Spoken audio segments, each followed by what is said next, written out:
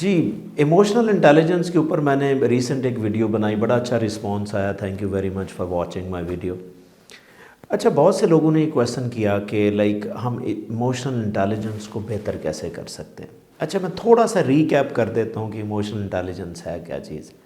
देखिए, emotional intelligence इंसान की वो खूबी होती है जिसमें इंसान किसी एक ख़ास सिचुएशन को देखते हुए और अपने आप को एनालाइज करते हुए उस सिचुएशन में इस तरह बिहेव करता है कि उसके लिए विन विन सिचुएशन होती है। किसी को वो इन्फ्लुएंस कर सकता है, किसी के इमोशंस को अंडरस्टैंड करते हुए उसके मुताबिक बात करता है, तो उसके अंदर एक ट्रस्ट पैदा कर सकता है। तो ये सादा लफ्ज़ों में मैंने आपको इमोशनल इंटेलिजेंस की एक डेफिनेशन बताई है।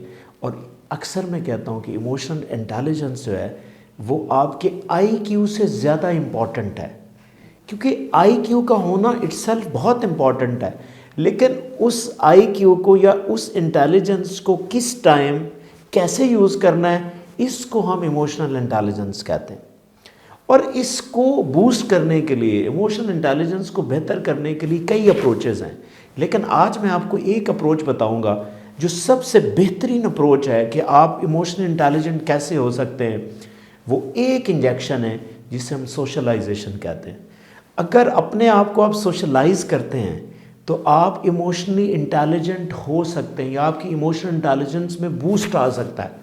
वो कैसे, मैं यहाँ पे 3 अप्रोचेस बताऊंगा फर्दर के सोशलाइजेशन इमोशनल इंटेलिजेंट आपको कैसे बनाती है।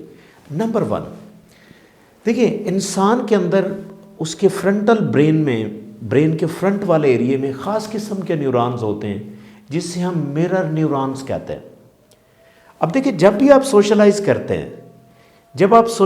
करते हैं तो जिस तरह के पर्सन से आप मिल रहे होते हैं, वो जिस तरह बिहेव कर रहा होता है, आपके वो जो मिरर न्यूरॉन है उसको कॉपी कर रहे होते हैं। क्योंकि मिरर न्यूरॉन्स एक कॉपी कैट किस्म के न्यूरॉन्स हैं जो अगले बंदे की इमोशंस को कॉपी करते हैं, यानी कि उस बंदे को आप समझते हैं। जब आप उस बंदे को समझ लेते हैं, उस बंदे को अंडरस्टैंड कर लेते हैं, तो आपके लिए आसान हो जाता है कि इस बंदे की इमोशंस क्या हैं, आपने इसको किस तरीके से बात करनी है। तो नंबर 1, सोशलाइजेशन जो है वो आपके मिरर न्यूरॉन्स को एक्टिव करती है, जिसकी वजह से नेक्स्ट पर्सन के इमोशंस को अंडरस्टैंड करना, उसके मुताबिक रिस्पॉन्ड करना आप समझ जाते हैं। तो सोशलाइजेशन का पहला जो तरीका है कि आपकी जो इमोशनल इंटेलिजेंस को बेहतर करता है वो मिरर न्यूरॉन्स है। नेक्स्ट जो कॉन्सेप्ट है कि सोशलाइजेशन आपकी इमोशनल इंटेलिजेंस को कैसे बूस्ट करता है, वो इस तरह होता है।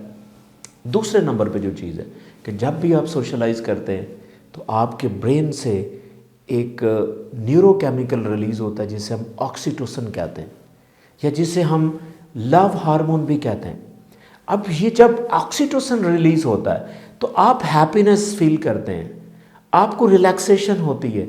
और मैं आपको बताता चलूँ कि जब भी आप रिलैक्स होंगे, जब आप रिलैक्स होंगे, आप इमोशंस को ज़्यादा अंडरस्टैंड कर सकते हैं, किसी को ज़्यादा अंडरस्टैंड कर सकते हैं, किसी ख़ास सिचुएशन को ज़्यादा अंडरस्टैंड कर सकते हैं, और रिलैक्सेशन के अंदर ही आप किसी ख़ास सिचुएशन में किसी ख़ास चीज़ का आंसर दे सकते हैं। मैं यहाँ पे आपको एग्जांपल दूंगा। अगर आप हैप्पी नहीं हैं, आप स्ट्रेस में हैं, तो अक्सर आप देखिएगा जब भी आप स्ट्रेस में होते हैं आप चीज़ें भूल जाते हैं।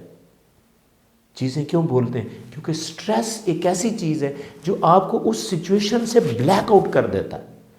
तो अगर आप सोशलाइज करते हैं तो आप यूजुअली आपके अंदर ये न्यूरोट्रांसमीटर ऑक्सीटोसिन रिलीज होता रहता है, आप हैप्पी फील करते हैं, आप रिलैक्स फील करते हैं, और रिलैक्सेशन के अंदर किसी भी सिचुएशन को जानना बहुत आसान होता है और उसके मुताबिक रिस्पॉन्ड करना भी बहुत आसान होता है।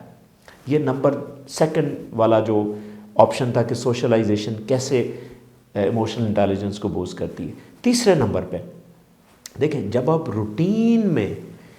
रूटीन में सोशलाइज कर रहे होते हैं तो आपके ब्रेन के अंदर एक ख़ास किस्म की खूबी होती है जिसे हम न्यूरोप्लास्टिसिटी कहते हैं।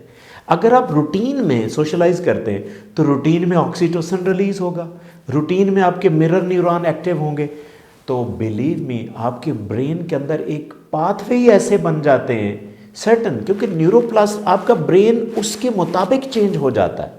आप अगर हर रोज़ ही एक अच्छी जगह पे बैठेंगे, अच्छे लोगों के साथ बैठेंगे, तो आप रूटीन के अंदर ही हैप्पी रहना शुरू हो जाते हैं। तो इसकी वजह से सोशलाइज करने से ना सिर्फ आपको फॉर द मोमेंट आपकी इमोशनल वेलबीइंग या इमोशनल इंटेलिजेंस बेहतर होती है, बल्कि फॉर द लॉन्गर रन भी आपकी इमोशनल इंटेलिजेंस बेहतर होना शुरू हो जाती है।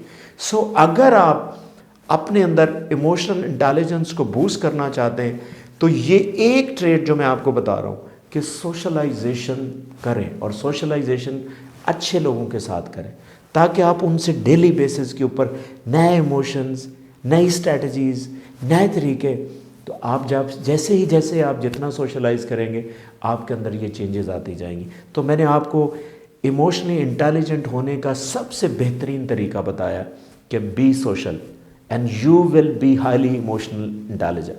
Thank you.